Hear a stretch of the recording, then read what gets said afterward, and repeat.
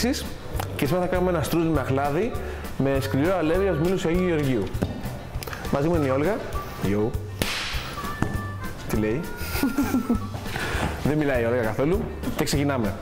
Για τη γέμιση θα χρειαστούμε αχλάδια, μαύρη ζάχαρη, βούτυρο, νερό για να αραιώσουμε το corn flour, βανίλια Μαδαγασκάρης, φρέσκια, κανέλα, αυτά και ξεκινάμε. Ξεκινάμε να κάνουμε τη γέμιση, καθαρίζω τα αχλάδια. Ορίστε. Λοιπόν, βοηθάω εγώ την Όλγα σήμερα για να μην τελειώσει το Σαββατοκύριακο. Για να κάνουμε το χωριάτικο φύλλο για το στρούντελ μας θα χρειαστούμε αλεύρι σκληρό από Μήλους Αγίου Γεωργίου. Το αχλάδι το κόβουμε σε μεγάλους κύβους, όχι πάρα πολύ μικρούς για να μην λιώσουν. Αν έχουμε πάρα πολύ μεγάλη ποσότητα από αχλάδια, που αυτό είναι σπάνιο να το κάνουμε σπίτι μας, να βάλουμε τα αχλάδια σε νερό με λίγο λεμόνι για να μην μαυρίσουν. Εμείς θα το κάνουμε απλό. Μόνο αχλάδι. Ας πάρω δύο ακόμα αχλάδια να καθαρίσω. Τη γέμιση μπορούμε να την κάνουμε σήμερα, να τη φυλάξουμε στο ψυγείο μας. Αντέχει γύρω στις 10 μέρες γιατί δεν έχει τίποτα, δεν έχει μέσα αυγά κάτι. 10-15 μέρες, οπότε μπορούμε να κάνουμε στρούντελ όποτε μας αρέσει. Το στρούντελ είναι και ένα γλυκό νηστίσιμο στην ουσία γιατί δεν έχει βούτυρο, δεν έχει κάτι. Έχει λίγο βούτυρο στη γέμιση, θα μπορούμε να το αποφύγουμε άμα θέλουμε. Αλλά το ζυμάρι είναι χωριάτικο. Λοιπόν, σκίζω και τη βανίλια. Την προσθέτουμε μέσα στο μείγμα. Νερό.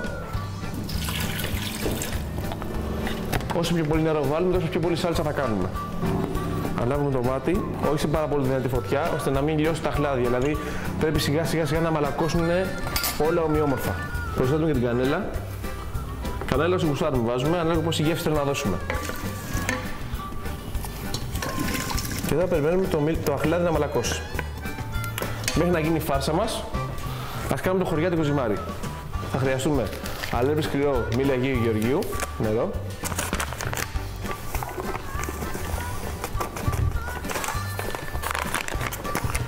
Λευκό ξύδι. Ελαιόλαδο.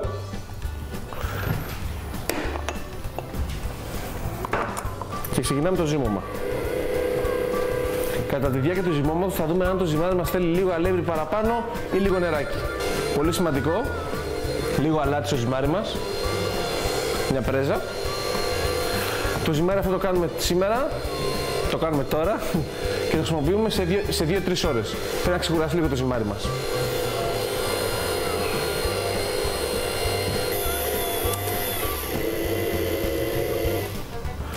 Μετά από 10 λεπτάκια ζύμωμα, το ζυμάρι μας είναι έτοιμο.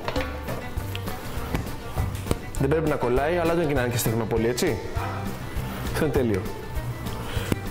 Καλό είναι τώρα να το λήξουμε σε μια μεμβράνη και να το βάλουμε ψυγείο. Προσθέτουμε και τη ζάχαρη. Εγώ προτιμώ στα γλυκά μου μαύρη ζάχαρη λόγω γεύσης, όχι λόγω θερμίδων, τίποτα από όλα αυτά.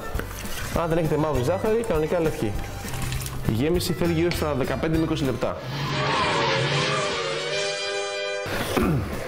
Για να τσεκάρουμε τα αχλάδια μα είναι έτοιμα, τα τσιμπάμε με ένα πυρουνάκι. Πρέπει να μπαίνει το πυρούνι καλά μέσα, αλλά να μην είναι λιώμα, αλλά ούτε και να μπαίνει δύσκολα. Σε αυτή τη φάση το αχλάδι μας είναι έτοιμο.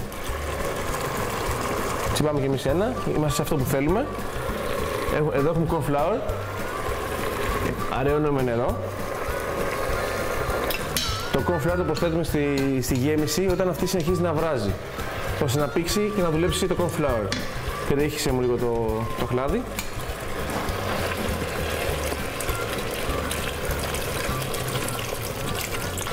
Ανακατεύουμε συνέχεια, δεν και την Όλγα λίγο. Και συνεχίζουμε να δουλεύουμε με την κουτάλα μέχρι να πήξει η σάλτσα. Άμα δεν βράσει το corn flour δεν δουλεύει κιόλας, έτσι. Άρα με το που το προσθέτουμε στην κατσαρόλα συνεχίζουμε να δουλεύουμε κανονικά. Λοιπόν, είμαστε έτοιμοι εδώ. Κλείνουμε τη φωτιά και προσθέτουμε το βούτυρο. Το βούτυρο θα δέσει τη σάλτσα μας, τη γέμισή μας και θα την κάνει πιο γλυκιά. Με το που γίνει η γέμιση, αποθηκεύουμε σε ένα ταψάκι για μια ωρίτσα στο ψυγείο μέχρι να παγώσει. Και μετά συνεχίζουμε και γεμίζουμε το φύλλο. Το οποίο το έχουμε φτιάξει με αλεύρι σκληρό μήλι Αγίου Γεωργίου. Προτιμάμε αλεύρι σκληρό από τους μήλους Αγίου Γεωργίου γιατί θέλουμε πολύ γλουτένι να έχει το αλεύρι, ώστε να κρατήσει το ζυμάρι, να το κάνει συμπαγή στο ζυμάρι μας. Λοιπόν, έχουμε τη γέμισή μας έτοιμη. Το έχουμε βάλει να κρυώσει λίγο. Τη φάρσα χλάδι. Για πιο γρήγορα την απλώσαμε σε ένα ταψάκι, σε ένα ξύλο κοπής. Έχουμε ανοίξει το φύλλο το χωριάτικο με τον πλάστη. Τώρα, αν θέλουμε να το κάνουμε σε ταψάκι, εμείς μπορούμε, σε ταρτιέρα, ακόμα καλύτερα. Εγώ εδώ προτιμώ να το κάνω μακρόστενο. Έχουμε το φύλλο λαδιού. Φέρνουμε τη γέμιση. Άμα δεν αφήσετε το φύλλο να ξεκουραστεί, θα σας ταλαιπωρήσει πάρα πολύ στο άνοιγμα. Γιατί άμα δεν ξεκουραστεί το φύλλο, με το που το ανοίγει, γυρνάει πάλι πίσω. Θα βάλουμε και λίγες σταφίδες, μια και τις βρήκαμε στην κουζίνα. Αλλιώς δεν τις είχαμε υπολογίσει.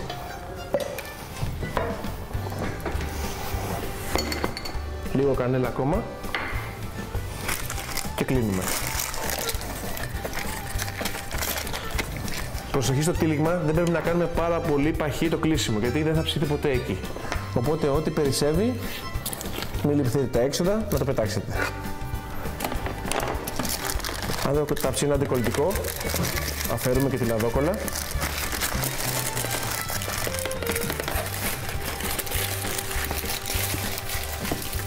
Και μετά με τα χέρια στρώμε το στρούντελ.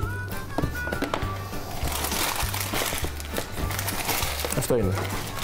Χαράζουμε λίγο με το μαχαίρι, να κάνουμε σχέδια. Να σπαλίζουμε με ζάχαρη. Λοιπόν, το ψήσιμο. 170 με 180 βαθμούς, ανάλογα το φούρνο, για 45 με 50 λεπτά. Ευχαριστώ πάρα πολύ που με ακολουθήσατε και σε αυτή τη συνταγή μου. Κάναμε στρουντέλ με χλάδι με σκληρό αλεύρι από μήλους Αγίου Γεωργίου. Καλή επιτυχία, καλή απόλαυση. Ευχαριστώ πάρα πολύ την Όλγα. Αν και σήμερα μου πήρε τα αυτιά πάλι. Και ελπίζω την άλλη φορά να είναι πιο ήσυχη. Να είστε καλά.